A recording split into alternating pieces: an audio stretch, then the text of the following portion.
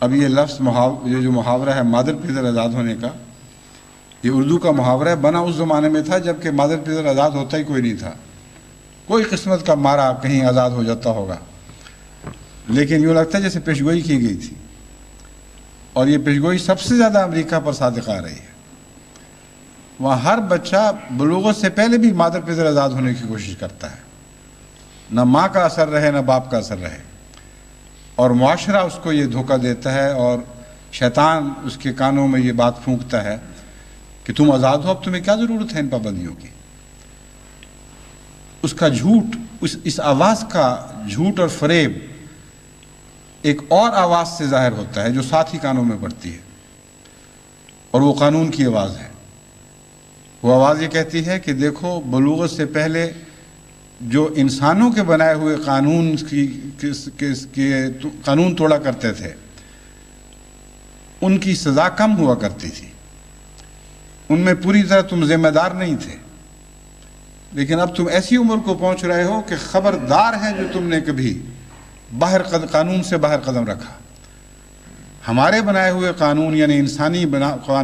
قوانین کو اتنی طاقت ہے اور اتنی عظمت ہے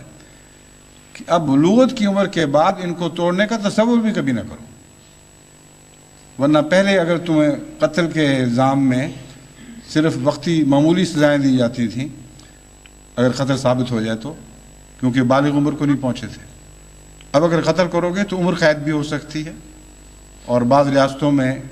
پھانسی بھی لگ سکتی ہے۔ تو یہ ایک اور آواز اٹھ رہی ہے، عمر وہی ہے،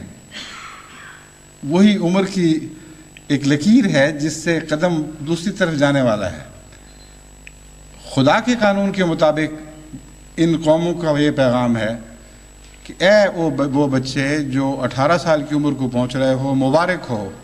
تم خدا کی خدائی سے آزاد کیے جاتے ہو۔ اخلاقی قیود کے متعلق ان کو پیغام ہے کہ اے بچوں جو 18 سال کی عمر کو پہنچ رہے ہو، تمہیں مبارک ہو کہ ہر قسم کی اخلاقی قدروں سے ہم تمہیں آزاد کرتے ہیں۔ معاشرتی اور تمدنی طور پر ان کو یہ پیغام ملتا ہے کہ اے بچوں جو 18 سال کی عمر کو پہنچ رہے ہو، تم ماں باپ، رشتہ داروں، پرانی خاندانی اور روایتی قدروں سے آزاد کیے جاتے ہو، کوئی ضرورت نہیں ہے تمہیں اب ان باتوں کی قید کی، جو چاہو کرتے پھرو۔ اور قانون کی طرف سے یہ پیغام ہے کہ ہاں، انسان کے بنائے ہوئے ہمارے ملک کے قوانین جو ہیں، خبردار جو ان کو ٹیڑھی نظر سے دیکھا۔ تو عمر ایک ہی ہے اور پیغام دو ہیں، اسی کا نام دجل ہے۔